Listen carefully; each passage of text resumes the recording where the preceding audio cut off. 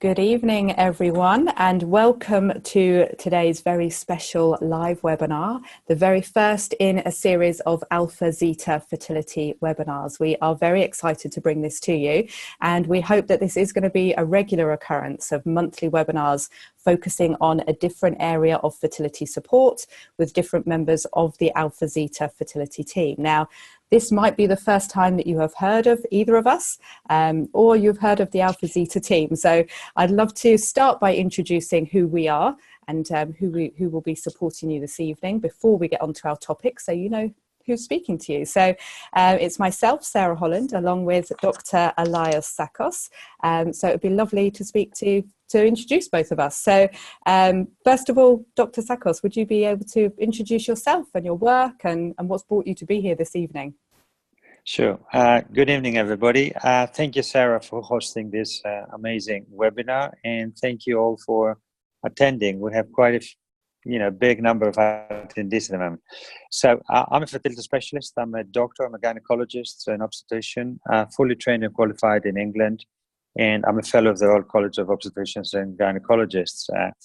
I've been in this job for about 28 years now in this specialty, and I have been devoting myself fully to fertility care.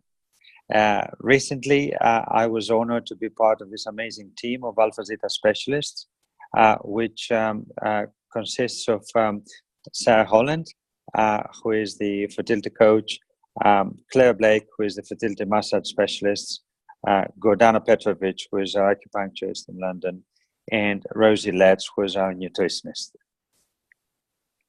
Wonderful, thank you. And we're not all here this evening, although we have all got together before on webinars and of course at our wonderful retreat in Greece. So it's just the two of us today to talk about a really interesting topic, and I'll just introduce who I am as well so you know what my part is here. So I am the fertility coach within the Alphazita team. My name's Sarah Holland. I've been working in the field of fertility probably for coming up 18 years now, first as a reflexologist and now as an EFT coach. And I work primarily with the mindset and the emotional piece of the fertility journey, which I think is often kind of underplayed and not always given the priority that it needs to be, but I feel is extremely important. And I know all of us in the team agree that it's a really good foundation to have emotional support. So I use an amazing technique called EFT, which we'll talk about later as we talk about tips and tools on our topic. And yeah, it's a great pleasure to be a part of the Alphazita team. Those of you who don't know us, we're all about holistic fertility care, all about bringing you the best of specialised treatment, both medical and natural, so that you've got a full integrated picture about how to support your fertility diagnosis, your care and your treatment, and of course your experience as well of your whole fertility journey. We've got a really special video that we're going to show you later, so stay tuned for that. It's the world premiere of this video. It's going to be the first people to see this, that shows you the whole team actually at work on one of our amazing retreats in Greece. So stay tuned for that as well, and also some more details about how you'll be able to work with us. But before we get on to all of that excitement, we've got today's topic, which is a really important one, isn't it? It's one that really spoke to both of us when we came up with this topic idea. And it's how to recover from IVF failure, setbacks and loss to prepare for fertility success. And you'll see that we put the IVF failure in little quote marks there. It's not a word that people like to use, but it's one that is used quite a lot. And it can be very emotive to talk about this topic. Now, the reason we chose this topic is because not only is it a very important one, but it is something that I would say everybody on a fertility journey experiences and goes through. Otherwise you wouldn't be on a long drawn out fertility journey. You would have a simple path to parenthood. But if it has taken any longer period of time than you expected, or you've had losses, or you've had disappointing test results, then it's likely you're familiar with this feeling of either failure or setbacks or loss. And we would love to talk to you about that this evening, about what it really means, and our experiences. So we're going to talk about how we see this every day with the fertility patients that we support. From my side as a fertility coach, I usually see people when they're at a crossroads or even a crisis point in their fertility journey. They may have been through many setbacks already. They may have been through single or multiple cycles of IVF and experienced loss as well. And often it is that whole triad that they've been through. And it creates an enormous amount of stress. I don't think we can underestimate that. And the many times the people that come to see me finally for emotional support, they're at that point of wondering, can I actually keep going? This feels too much. It feels overwhelming. Do I have the strength left within me to continue, knowing that this journey, you know, is complicated and there could be more setbacks yet, and there could be another cycle that doesn't work. And, you know, there's all that uncertainty as well. So they come to me to work that out, to deal with the stress and to figure out what the next steps will be, whether they're going to have more treatment or, you know, what the next step is on their fertility journey. And I know, Dr. Tsakos, you see this at your clinic too. When your patients first come to you, they may well also have been on a long journey before they make their first contact with you for tests or treatment, you know, or their next steps. What would you say the experience is like when they come to see you at clinic? Well, we see patients every day who've been unsuccessful with previous attempts. And even more so in the last few years, when most of our patients are international patients who have failed multiple times, and they come to us thinking that perhaps we are their last chance. This is quite devastating when we realize as physicians, as doctors, as practitioners, that we are unable to address most of their problems. And this is how, through that inability as a doctor, this is how the idea of the Alphazita team came up. Rising from the fact that I never felt qualified enough to support them anything in any other way than just the physical and the technical and the medical. So I think it is very important as a doctor to have this supporting team on your side to be able to address those problems and also to be able to offer solutions. As a doctor, as a fertility specialist, of course, I would focus on the medical side of things. But as you all know, time is limited. As much as you would like to dedicate time, 1 hour is never enough, 2 hours are not enough, 3 hours are not enough either. So these people need time, Sarah, and they need time to speak. They need to speak more than they need to listen to us. And of course, as physicians, we always have limited time, but there are some wonderful people like yourselves who would dedicate that time and also the expertise, because it's not just enough to listen to people talking. One should be able to tackle the problems one by one, both the physical, emotional, and of course, sometimes the problems that are functional. And this is where, of course, acupuncture comes in, or fertility massage comes in, or nutrition comes in, all under the umbrella of evidence-based support. So from the technical point of view, all we can do is within 30 minutes, sometimes 1 hour, sometimes review appointments, is go through the history, go through exactly step by step what happened in the past, and try to identify those factors that may have affected the outcome. And of course, during this investigation, if you like, we try to relate ourselves as much as we can with the couple, with their needs, with their circumstances, with their relationships, with their environment, with their work, with their housing, with all that sort of information that would be helpful eventually when we all discuss together as a group to see how it's best to approach them and how it's best to support them. First of all, we have to make them stand and then walk and then run to the other cycle. I like that. I like that supported approach. That's lovely to hear. And I know I've sat in with consultations with you and seen how you do take your patients through this process very step by step, not just rushing them into the next cycle, you know, but having that preparation, having that support so that there will be that potential for a much better outcome next time. And I don't think that's always everyone's experience, depending on the care that they've had before, the clinic that they've been to, the country where they've had treatment. You know, it can be a very different experience when you switch completely. So it's interesting to hear how you approach that and how we as a team do as well in supporting the treatment. Now, one of the areas that we are talking about today is how to move forward after setbacks, including the IVF failures, if we're going to use that word, when there has been an unsuccessful IVF cycle for whatever reason. That is a word, a phrase that most people, if not everyone, I would say greatly dislike that word of failure. It can bring up a lot of negative emotion, a lot of feeling around it, because we put so much, don't we, into an IVF cycle. You know, everybody involved, especially the woman, the couple involved. So much time and money and energy goes into that single IVF cycle. And then if it doesn't result in that hoped for positive pregnancy result, or it's cancelled partway through even, it can be really devastating. Could you tell us, Dr. Tsakos, a little bit about the reasons why an IVF cycle might not be successful? I know there are many different ones. Would you be able to just touch on some of those for us? Sure. Basically, every couple, they do have some characteristics. We call them labels. Most of the couples, before they walk into the clinic, they have a label.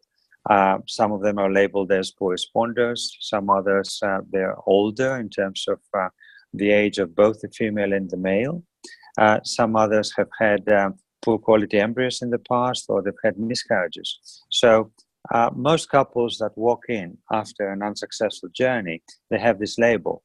It is our duty, firstly, to make sure that this label is valid, because many times they carry a label that is not valid. So we need to assess that and make sure that we understand more or less what is the background risk of that couple, what is the background reason why it's not happening. So, for example, if you have a lady who is 43, 44, then you do know that you're fighting against the odds if they're trying with their own eggs. You do know that the chance of a successful pregnancy is single figure. It's probably 5%, maybe less. So, however, it is very important to address other factors as well. So a 42-year-old woman with a super fertile man perhaps would be more successful than a 43-year-old woman with somebody with sperm problems, or with an older partner, and so forth. So there's a lot of areas. I mean, I tend to quote perhaps 100 pieces of the puzzle that we have to investigate, that we have to turn around, that we have to consider testing, and of course that we have to address. So it takes a lot of time. History takes a lot of time. That's why we've devised this method in which we try to get most of the history out of the way online before we even see that couple. So that would save some precious time when we have the couple in front of us. So baseline information like hormonal levels, AMH levels, tubal assessments, scans, hysteroscopies that may have been done or not, and of course all the embryo notes from the previous attempt, trying to dig deep into the possible roots of the problem. Of course, it is very important to listen to our couples. I find myself more often these days asking the couples, what do you think? How do you feel? And believe me, more often than not, the couples know better than us, especially they know better than us if we have just met them. So they have a feeling. You know, sometimes they tell us, well, I have this impression that perhaps my sperm is not right, or that perhaps I haven't been doing very good with dieting or with exercising, or I'm very stressed. You know, we find couples that, you know, they resist the treatment. You know, we've had this experience over and over again where they start stimulation in the UK or abroad, anywhere, and then the hormones don't pick up, and then they come out to us, and within a couple of days, suddenly the follicles grow and all that, because people have so much on their minds, and they're trying to squeeze in fertility treatment into their busy lives, their busy professional concerns, into the commuting, into the socializing, into the whatever personal relationships they may have or problems. Whereas we all know that they need to let go. They need to dedicate at last a little bit of time, a little bit of focus on this particular journey. And the majority of those couples who eventually let go and who eventually dedicate themselves, give time, switch off their Facebook, switch off their mobiles and their communication channels with work and with concerns, they focus on this treatment. They are the couples that eventually are the most successful. That's really interesting to hear that experience, isn't it? And how differently it can work out if things are looked at. And the idea of labels. I think whilst it's understandable that would happen, it doesn't always feel very helpful, does it? If that's, it's what's been learnt so far, but it doesn't mean it's necessarily the whole picture. And identifying with a label can feel like an obstacle as well in the way. I know from my perspective in the work that I do, supporting people emotionally, when they're facing another treatment cycle, it feels almost impossible to face that and to go ahead with it when they've had an experience of loss or a failed cycle beforehand. But they feel like they need to go ahead anyway. You know, they may be very conscious of time, of their age, of egg reserve, or whatever else it is that means they feel like they're kind of pushing through and making themselves go ahead. But in my view, and I'm sure that the whole team, including you, I'm sure agree with this, but that's not the right mindset to go in with, you know, that feeling of hopelessness, fear, stress and worry. It's not the best way to approach a new cycle of treatment. Definitely not for the woman and her body, for the couple going through it, and for the general, you know, whole picture of health and well-being. So I think having that time to prepare, as you've been talking about, and deal with the mindset is really important. Also, just a very simple thing, I think just looking at the language that is used can be useful, and that's something that can be turned around immediately rather than, you know, weeks of preparation. It's, you know, just quickly turning around how we actually view it and the perspective that we have. We put the word failure in the title of this webinar because I know that is what a lot of people relate to, and it's language that is used, but is it really helpful? And instead of using that word of failure or thinking of it as a failure, could we focus on the whole picture of the cycle instead? You know, everything that went on in that cycle, rather than just that moment where it didn't work. Is there something that can be learnt from it? What part of it didn't turn out as we expected, and what have we learned about how the woman's body responded? Would you say, Dr. Tsakos, that things can be learnt from an IVF cycle? Is there learnings to make along the way? Of course. Every IVF cycle is a wealth of experience. I mean, and that is the beauty of IVF, Sarah. The beauty of IVF is that we can analyze step by step, and we can assess, we can optimize for the next time. We can focus on the areas that may have been the problem. And of course, we can guess. We can have a calculated guess. So, for example, somebody who's producing good quality embryos and the embryos haven't implanted, and this happened over and over again, then of course we don't need to talk about protocols, we don't need to talk about drugs. So we know that up to a certain point, things have been optimal. So we just look into the embryo quality. We perhaps discuss the possibility of performing pre-genetic testing on those embryos before we transfer them. After we've done that, we look into the implantation potential of those embryos, the quality of the endometrium, the support we give to the endometrium to make sure that it takes as much as possible, whether we've done the scratching or not, which is a simple technique, whether we've done hysteroscopy to exclude any pathology. I mean, our team have heavily published over the years, the last 20 years, about the value of a hysteroscopy in fertility, in implantation, its place in the fertility journey after IVF failure, the timing when is best to do it, which is 1 or 2 months prior to the implantation, the mechanisms by which this is improving the outcome. In actual fact, we're presenting now the British Fertility Society in January in Birmingham, again, our experience with the value of hysteroscopy prior to egg donation cycles, because that usually involves older women, where the pathology of the endometrium and the cervix sometimes is much more likely to happen. So it's an analytical process, and that is the beauty of IVF, that we can step by step analyze in retrospect and gain a lot of useful information about the previous cycle by assessing that, and of course by applying new techniques, new methods, new approaches into the next cycle. And of course, this is only the technical and the medical aspect of things. And as we all know, Sarah, this is not all of it. This is probably the 1/3 of the approach that we should be looking at. And the other 2/3 is what you guys are doing. And your presence has taken so much weight off our backs as doctors, because now we're not obliged to pretend that we can do a job which is not ours, and it is your job. Yeah, it's a multifaceted approach, isn't it, when we all work together? Absolutely. And I think still going back to the medical side, which I think impacts on the mindset, it all works together. It's all pieces of the jigsaw, as you said. When we can notice actually also things that went well in a cycle, when we notice, how the ovaries were stimulated, how many follicles there were, how many eggs that were produced, how well they fertilized, it's worth still even celebrating each part that did go well, even if it didn't ultimately end in the hoped for result of a positive test this time.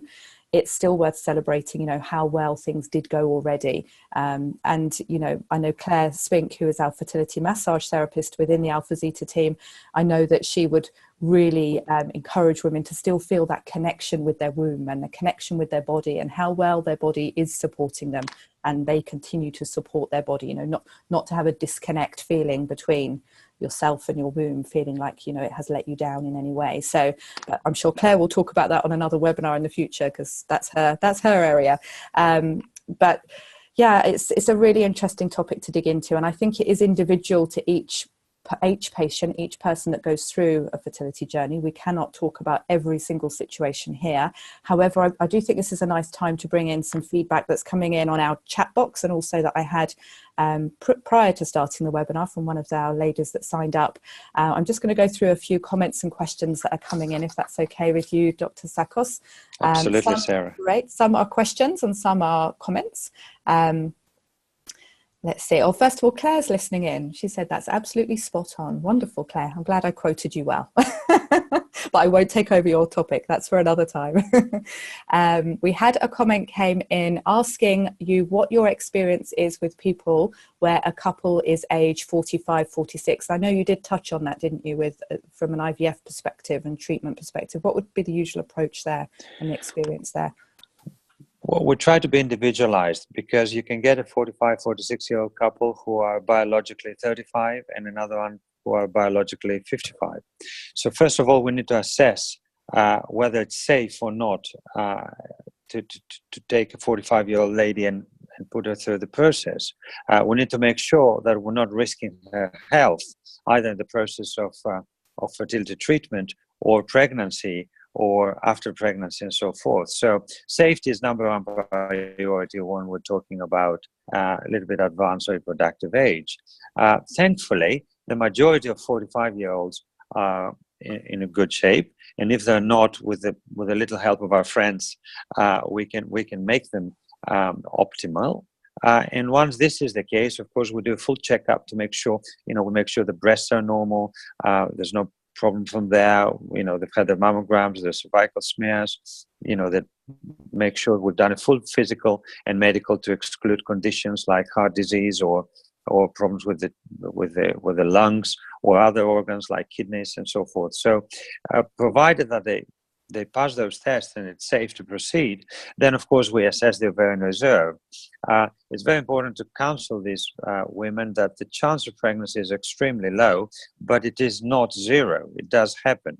And of course it is important to know, what the views are. Of course egg donation is there, and egg donation in a healthy 45, 46-year-olds could be as successful as 70%. With a very healthy outcome in the majority of cases and so forth. So we need to make sure that they know their options. And the options are, number one is safety. Number two is counseling, which may take a few hours, spending with the patients, and of course a lot of days and weeks and maybe months sometimes to reflect on what we've said. And of course the options include attempts with their own eggs, attempts with egg donation. And even if egg donation fails, which usually it doesn't, then of course there's always the option of surrogacy. So we think that anyone has the right to start this journey, provided they're fully informed and they have a full team to support them, because one doctor is never enough.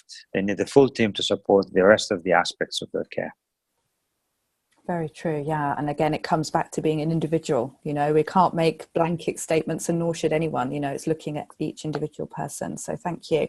A couple of other quick shares I want to give about real experiences and what it really feels like to be going through here. One from a listener right now saying, it is very hard to move on after a failure. I'm finding after our second failed attempt last week that some people roll their eyes. I'm also finding that those people with children are less supportive because they're not in or will never be in our situation. And I think that is always hard to kind of get our head around, that our friends, our family who have had their children successfully without any apparent problems don't really understand the experience and what it's like to go through a long fertility journey and have setback and loss and failure along the way. So yeah, it's really important to find people that can give you the support that you need. So thank you for mentioning that. Another experience we had sent in before we went on air this evening, I'm just going to read this one out. It's slightly longer, but I think a lot of people will be able to relate to this, and it'll be interesting to see what approach could be done with this to make it less painful to go through. She told me the hardest point in our IVF journey was not the negative blood test after waiting for the 14 days after transfer. Instead, it was being told that you might be pregnant and will test again in a few days. It went on for another 14 days with hormone levels going in the right direction, but daily internal scans not seeing anything. So in the morning with the scan, seeing nothing, I felt deflated. And then a call back in the afternoon saying my hormone levels were positive and going up. So utter joy and hope again. This went on too long. We were never told before that we may have this maybe outcome. I thought it would be just a simple yes or no. I hated the grey area. It was mental torture. And she goes on to say, she feels that people should be told that it may not be black and white and that you may not find out, for a number of days. Is that relatively common, or what's the experience there, Dr. Tsakos? Well, it is very common, I'm afraid. Firstly, because there's intensive monitoring of the outcome of IVF following the implantation. So invariably we do 2, 3, 4 tests before on the blood tests before we know that something is okay. And even after that, then there's the scanning sessions, which start usually very early in order to ensure that everything is normal. Now, here, I have to share my experience with treating international patients. As you're aware, many of our patients are from continental Europe. So the mentality is totally different to the UK patient. I mean, the UK patient would wait a little bit more patiently for the first scan on the NHS, which could be as late as week 9, week 10, week 12. In continental Europe, people would have a scan perhaps once or twice a week. Sometimes, and initially is the blood test is going up or not, and if it's going up, is it doubling every 2 days and all that. So there's a lot of stress involved, and this is again an area in which you play an amazing role by supporting these people positively into this gray area, and the gray area could be as long as 9 months. Definitely this is the time where emotional support is required, fertility coaching is required, any sort of stress relieving techniques would be highly indicated by means of tapping, acupuncture, fertility massage, because our job is done, but it's not really done before we have a healthy child. And I think it's very important for these people not to be left alone.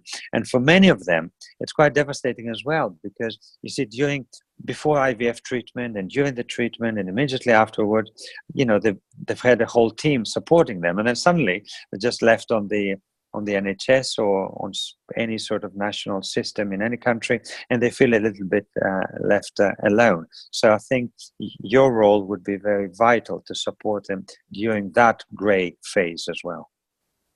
Very true. Thank you for mentioning that, because you're right, it can be a very long process, like you say, even 9 months, in the worst case scenario of an unstable pregnancy or whatever the history may be. So yeah, support is so important. We can't say it enough.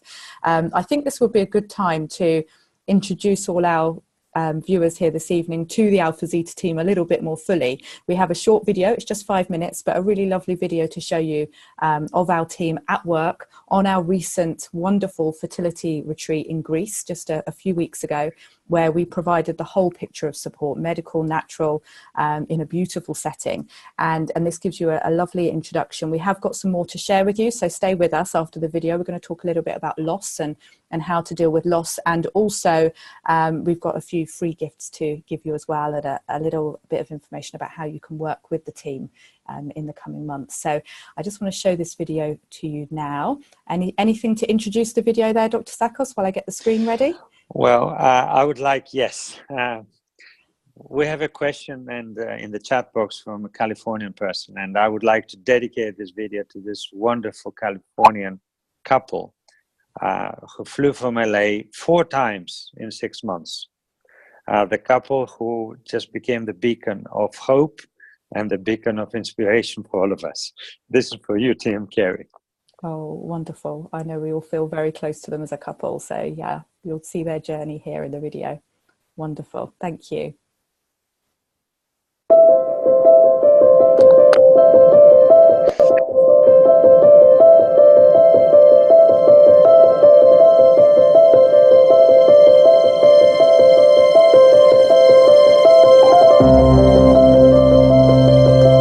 Alphazita, A to Z, is an international team of fertility experts.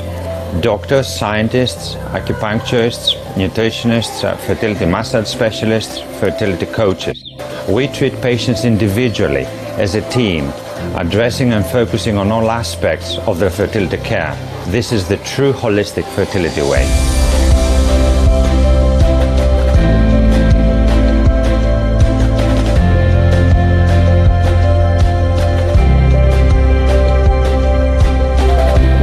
Tsakos is doing here is genuinely a world first, to bring together a team of experts from all over the world, and particularly from the UK, some of the leaders in their fields.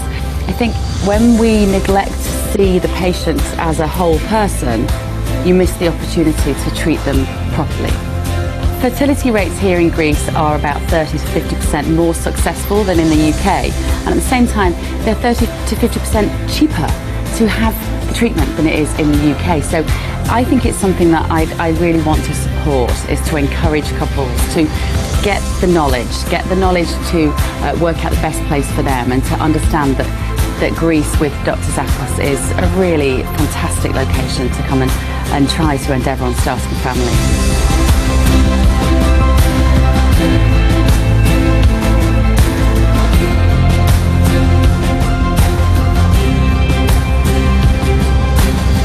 What Dr. Tsakos and his team have here is a blueprint in fertility. This is the first total holistic retreat in the world. And he has planted a seed here, and a seed that will grow. And I truly believe that the work that he has done at the Alphazita retreat will change the way that we treat our patients in the future.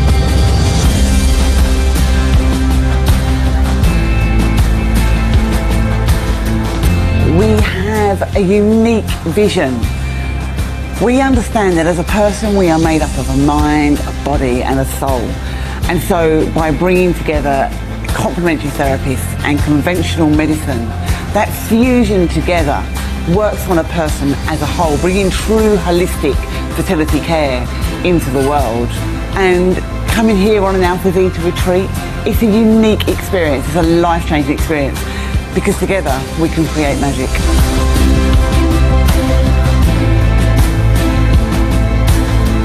Alphazita is a truly unique venture that for the very first time unites a team of conventional and complementary medical specialists and holistic therapists, helping patients along their fertility journey every step of the way to conceive as effortlessly and as painlessly as possible.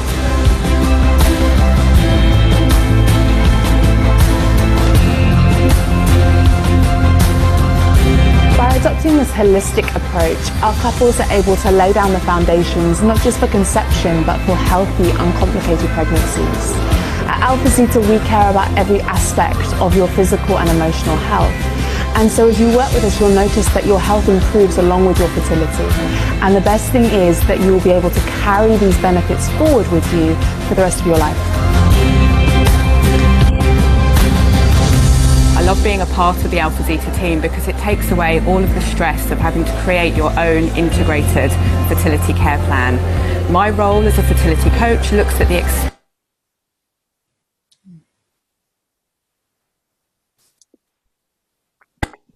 experience.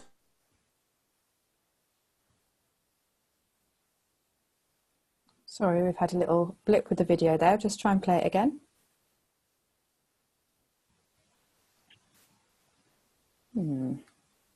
Apologies for this.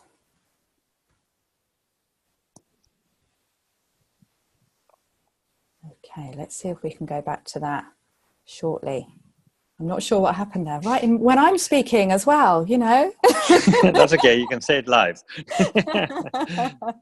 We'll go back to that and see in a moment if the internet connection perhaps will improve and allow us to play the rest of that. But it's wonderful watching that, isn't it, Dr. Tsakos, and remembering the energy of bringing everyone together with that goal in mind to give the best possible fertility support and care. Let's talk a little bit about loss, because I think that's something that is potentially the hardest thing to go through. And I know that every unsuccessful IVF cycle is also a loss as well.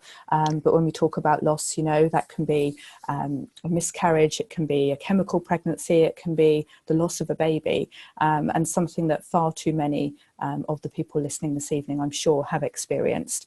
To be honest, miscarriage at any stage or the loss of a baby is relevant, and I think it should always be recognised, even if it is a very early loss. And I feel that sometimes it isn't always recognised, whether that is from their current medical care team or whether it's themselves as a couple, you know, not wanting or not having the time and space and energy to process it and to acknowledge it, and instead try and just push it away, you know, put it to the back of their mind, pop it into a box somewhere so that they can continue and try again. But we know that's not the whole picture. And I think when people do when they've already been through a loss and they're facing going ahead, trying again, whether that's naturally or with fertility treatment, they know also that they're potentially putting themselves kind of at risk again, you know, of another potential loss, you know, and that feels very scary and overwhelming. So I think allowing that time to acknowledge it fully and to grieve is essential. There may not have always been a process to grieve, you know, in the case of losing a baby at any stage. There may have not been a funeral, for example, or a memorial. There may not have been a baby to bury and to visit. You know, it's not always as straightforward as that, but it doesn't mean that there can't still be a memory and an acknowledgement of what that woman and that couple have been through. And I have had clients that I've supported who have done this even at a very much later stage, you know, months or even years later, have wanted to memorialise that baby, that life that was lost, in a way that felt right and that felt special to them, you know. And that may have been a short memorial service at home, or a ceremony, or maybe, you know, just planting a tree, or having a special piece of jewellery that signified, or that was engraved, you know, to memorialise that baby and that loss. I think, however, you know, whatever is needed needs to be addressed. Again, we are all unique and we all travel through loss in different ways, and we all left with the impact in different ways. But primarily what I see is people left with a great feeling of grief and not knowing how to deal with that. Now, that's where I would love to introduce the technique that I offer. I'm only going to very briefly mention it here because I'm going to give a resource where people can learn more about it. But the EFT stands for Emotional Freedom Techniques. It's also sometimes just called tapping. And it's a very effective technique to work on an energetic level with our emotional well-being. Grief and loss and any kind of trauma or upset is the perfect experience to use this technique with, because it will help us work through it in a natural way, help us release anything that we don't need and get back to a mindset that is actually natural and supportive and healthy moving forward. So the experience of loss and miscarriage is something that I support my clients through frequently using EFT tapping. It uses the meridian system. So Gordana, the acupuncturist in the Alphazita team, and I have had lots of interesting discussions about the meridians and the roles they play and how it differs from acupuncture to EFT tapping. And I know many people have experienced acupuncture, so it's just kind of a little short leap over to experience EFT as well. And I have a lovely free EFT fertility EFT starter kit that I would love to offer to all of our viewers this evening. I see lots of you are listening live now, or if you're listening to the recording of this later, I'd love you to claim this free gift from me. What it is a very short 10-minute video that will work because you won't need an internet connection too much. You'll be able to save the video. It also has an ebook and some fertility sheets where you can learn how to tap for specific areas on your fertility journey. So if you would like to claim that, you just go to my website at fertilemindset.com/fertilityEFT. And I'm sure we can send out the link by email to all of you as well. So that's fertilemindset.com/fertilityEFT. I know, Dr. Tsakos, as well, you had a very generous free gift you wanted to give to a couple of lucky viewers. You wanted to give a free online consultation, which is just priceless and so valuable to those couples that are able to take that up with you. And you have 2 spots available for a free consultation. So how should they get in touch with you? Is it just to send an email to claim those, and the first lucky 2 will be able to have a chat with you? Sure, absolutely, yes. Wonderful. So if you have been getting the emails through from Alphazita confirming this webinar with you, if you hit reply on one of those, title it free consultation with Dr. Tsakos, the first 2 to send in will get that wonderful online consultation to take you that step towards finding out what your own individual journey is and how you can best support yourself moving forward. So I would like to, if possible, see if we can get that little video working again, because we have more to share with you as well about how you can work with us. So let's just see whether that will work. Sure. In the meantime, there's a couple of questions that I would like to touch upon. Is that okay, Sarah? Absolutely. One is from a viewer in California. Hi, I found a doctor who uses natural IVF where he uses little or no drugs. What are your thoughts of this technique? And the name of the doctor in California. Well, basically, natural IVF does have an indication depending on why we're using it. So is it because drugs are contraindicated? Is it because we've tried everything else and hasn't worked? Is it because there's poor response and it means that women only use only produce one egg, and therefore there's no point bombarding that one egg with drugs? So natural IVF indeed has a place in treatment and management of fertility, but it depends on why we're using it and what do we expect to achieve. So if you are one of those indications for natural IVF, by all means go ahead. But please remember that if there's just the one egg, then by definition the success rate is much lower than the average for the age group. So it may require repeating this cycle quite a few times. And finally, if there's just one egg we're aiming at, it is very important to nurture this egg as much as it is possible to do that by means of staying stress-free, using very good stress relieving techniques, but making sure that you have the right diet, exercise, and of course the right mindset. If you need any more specific advice, please don't hesitate to send me an email, and I will surely give you my opinion online. If I may, there's something else that sounded very familiar, because I understand it's from a UK patient, but it is something that we come across very often from the Mediterranean patients, and this has to do with the pressure of the environment. Let me just see it in the chat. Yeah, how do you deal with society's and society's judgments and pressures? Sometimes the stress of a particular community of you not being able to have kids makes you feel incomplete as a woman. I fully sympathize with you, my dear attendee. I really sympathize with you because in the Greek community, this is also the case very often.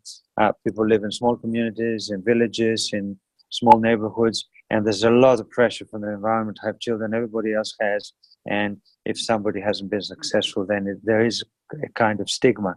I fully sympathize with you. I've come across this situation many times, and it is very hard.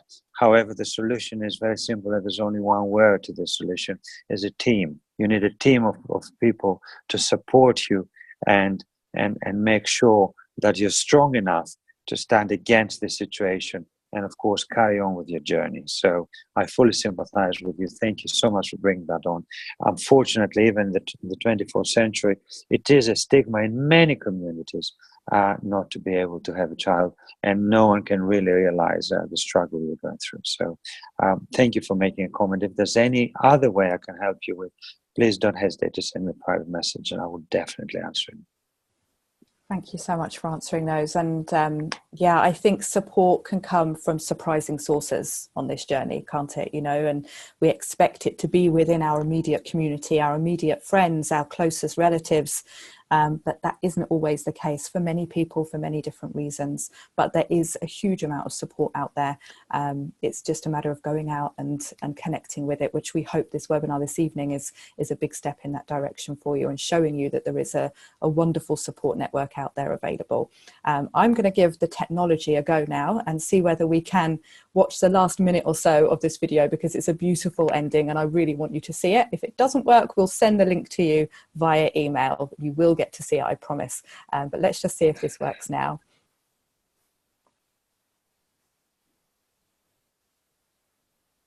For some reason, it's still not working, and I'm not sure why. Oh, it was working beautifully before, wasn't it, Dr. Tsakos? I don't know what's gone on. Yeah. Well, but yeah. It stopped on my freeze frame, so there we go. We'll send that out via email. We have the link ready to send, don't we? So we can get that out very soon, and everyone can watch the full beauty of the Greek retreat. And I think really also it's seeing how the team come together, and we all speak about our different therapies, whether that is fertility massage, EFT, nutrition, acupuncture, and of course the medical side that you support, and also David Gibbons. It's fascinating to see how all of our different approaches that we all specialize in depth come together to create that big picture of care and support, which I think, well, we know it's unique, and I also know, I think it's very unusual that anyone would be able to create that kind of support team themselves. You know, it can feel very mismatched when you try and bring the different strands together. So we're very pleased that we are here to offer you support in many different ways. These free monthly webinars that you will soon see coming into your email inbox. Look out for the next one. And we also have a wonderful event coming up closer to home for those of you in the UK, in London shortly. We have more details coming soon with dates and information, but it's going to be a way that you can meet the whole team in London and spend time with us, have a one-to-one consultations, a kind of pop-up clinic, a pop-up fertility clinic held especially for the Alphazita team in London. So do keep tuned to your emails and look out for announcements about that as well. Is there anything else you would like to share before we finish up this evening, Dr. Tsakos? Sure. I would like to mention Mr. Dave Gibbons, who is a scientist, an embryologist, and a very good friend. He's been a member of the Alphazita team from one of the founding members, and he is the science behind everything we do. Thank you, Dave. I know you're watching this. Thank you so much for being on the team, and thank you for your invaluable support. And also thank you for the comment reminding us again how important it is to perform the breast screening before a fertility journey. Sadly, 1 in 8 women will develop breast cancer at some stage in their lives. We put in a lot of effort into ensuring that everybody's screened before they have fertility treatment, because as we all realize, unless we've done that and unless we make sure that the breasts are healthy before we start treatment, otherwise those breasts are not going to be screened and monitored properly for another 2 years. So hopefully the woman will get pregnant. That's 9 months out of the screening process, plus the breastfeeding. So we need to ensure at least that breasts are absolutely normal before we stimulate with hormones and before we embark somebody on pregnancy. So thank you so much, Dave, for reminding us that. And thank you for reminding to everybody that safety comes first. Safety comes first. Before we embark on the fertility journey, we have to make sure that we're dealing with healthy people. We need to make sure that we've screened out and ruled out any disease that may affect their health overall, and of course any disease that may adversely affect the pregnancy, the delivery, and the child or children. Yeah, a wonderful holistic view in the very sense of the word. Thank you. We just had a comment come in from one of Claire's students who is going to be learning fertility massage with Claire in Ireland shortly. She had a question for you. How can we convince fertility doctors to recognise the beauty of this fertility massage? What's the bridge between these natural therapies to the medical world? I could just talk to them for an hour, but I think the easiest bit I could do would be to ask them to do an embryo transfer or a scan or an egg collection on somebody who's had a fertility massage before. They will see a massive difference in the easiness, in the accessibility of the organs, in the relaxation of the whole lower body of the woman. And the whole process will be so much easier diagnostically. It will be such a much better different experience. And even in cases where we needed to do under sedation treatments or scans or embryo transfers, fertility massage gives a totally different perspective in that procedure. So if you want to convince them, have a fertility massage and then go in for a scan, a vaginal scan, or have a fertility massage and go in for an embryo transfer, and then ask the doctor how easy that was. So that would be a very quick way to convince them. Yes, it's seeing those instant results, isn't it, that we can't deny. Absolutely. The physiological, the emotional. Absolutely. She thanked you very much for that answer. And we've had another thank you for all this wonderful information coming through. I'm really pleased. And I'm sure you can tell as we're speaking today, and if you've seen our previous webinars, you know, we have a lot of information to share with you and a lot of support that we want to give you as a team. So I would encourage you to keep in touch with us here at Alphazita. You are signed up now. You will receive all updates about new events and webinars and in-person events in London coming up and future retreats as well. And we have a lot to share with you. And in the meanwhile, the next things that we will do is invite you to take up that free gift of the Fertility EFT Starter Kit with me, and also potentially, if they haven't already gone, and I could imagine they might have done, those 2 free online consultations with Dr. Tsakos. We are here to support you. We wish you all the very, very best on your fertility journeys, and we look forward to hearing about your successes as well. Thank you very much, everyone, for joining us this evening. Thank you. Good night, everyone. Thank you.